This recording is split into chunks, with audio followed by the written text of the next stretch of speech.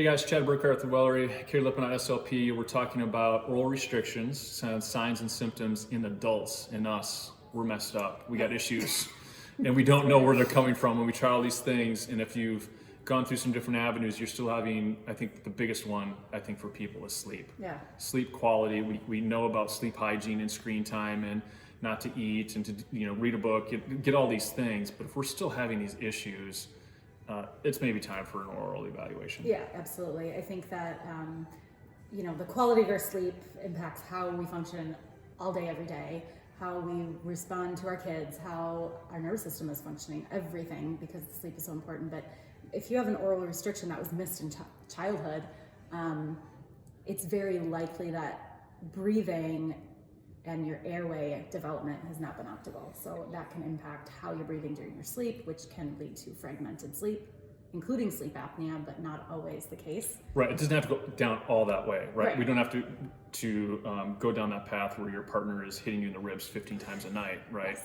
What are some things that maybe, we talk about that kids, what are some things that maybe were missed or we didn't connect those dots where we can think back like, oh yeah, I'm that way still, or I was that way during with a child, or, what are some signs and symptoms? Yeah, there? I would say things that you probably you could dive into your history. I would say things like crowded teeth or need for orthodontia. So if you had braces or expanders or spacers, whatever, when you were a kid, that's a big sign that there was some oral dysfunction and suboptimal airway development, breathing patterns.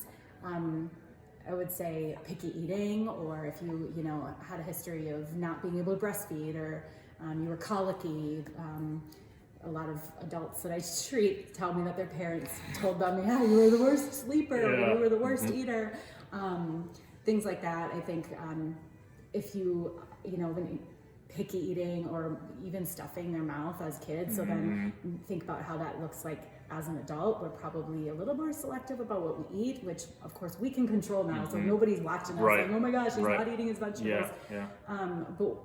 But a lot of times we end up being really fast eaters. Yeah. So, and that of course is our society facilitates that too, but that's a big piece. Yeah, that's one thing that I see a lot in myself too. I'm like, why am I eating so fast? Like, what is going on? And I think the sleep, and unfortunately, the sleep is being talked about a lot, and we're recognizing the importance of sleep, not just like wake up and feel cheery, but it's about the nervous system. It's about longevity of life. Yes. There's so many things about sleep and breath.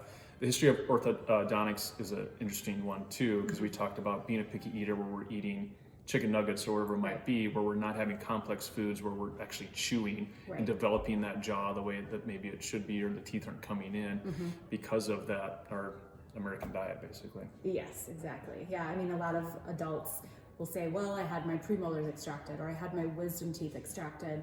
That just tells me your jaws were too small. And that means that your airway is not as optimal as it should be. So yeah, I mean, that has to do with how we eat. TMJ.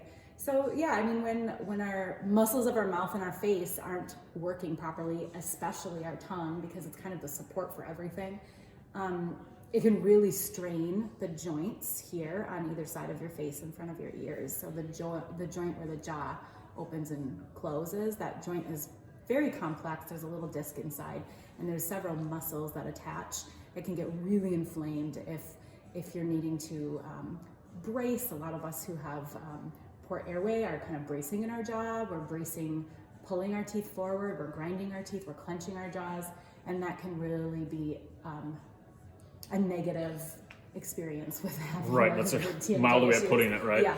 And I think that's, we notice maybe the clicking or the popping, or we notice that inflammation, like you said, or that pain, where we're constantly like, oh gosh, like I got what would be like a TMJ dysfunction headache, right? Where we're feeling that temporal muscles, or that those tension headaches, where we need to peel back that layer and say, well, how is your mouth functioning?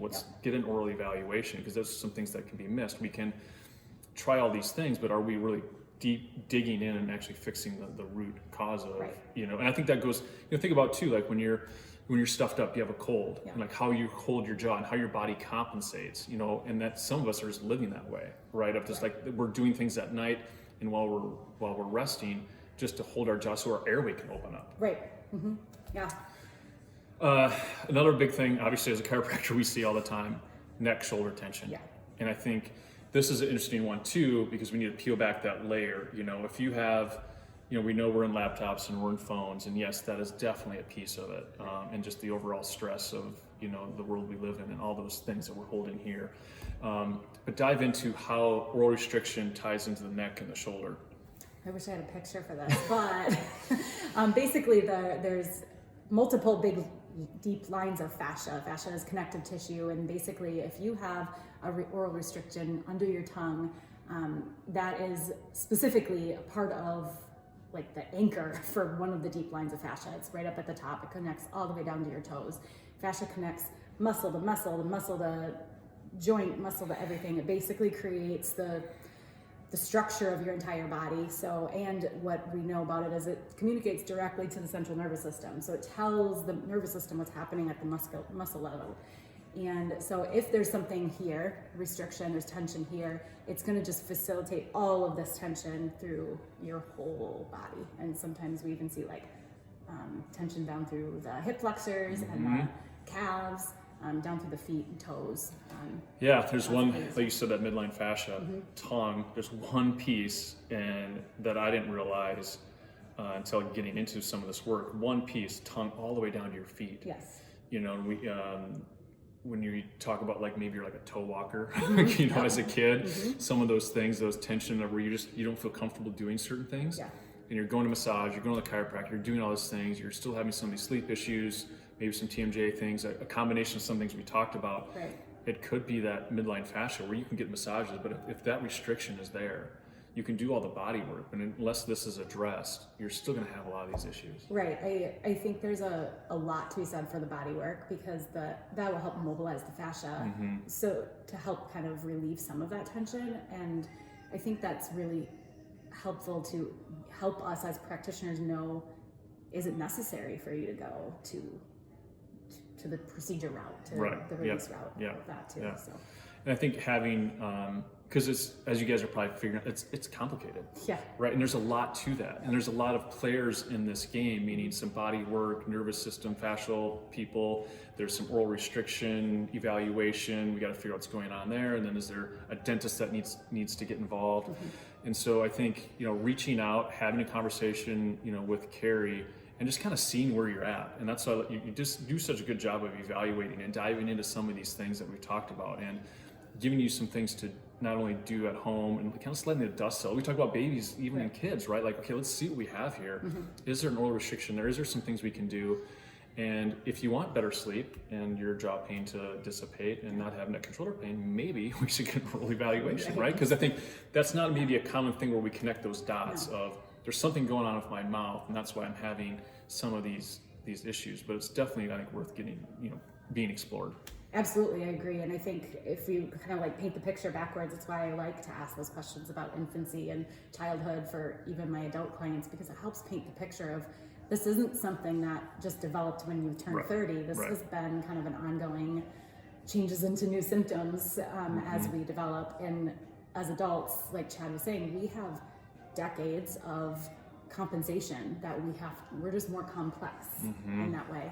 And so we have a longer journey ahead of us for adults, but when we know what we know about sleep quality and breathing issues and what that does to our body long term, and how it impacts our health long term, physical, lifespan, emotional, everything. All the things. It's really I think just really important to kind of start being aware of it. It's worth being explored. Yeah. It definitely is worth being explored. And so I think we do all these things to help ourselves fitness wise, eating wise, doing all these other things. And this could be some of the missing link where we're not getting the most out of, the things that we think we're doing well. Right. Because we're self-sabotaging ourselves with things we're not aware of. It's not anyone's fault. It's just things that we're not aware of. And so I think if you're going through some of these things and some light bulbs are going off, please reach out and let's get you evaluated.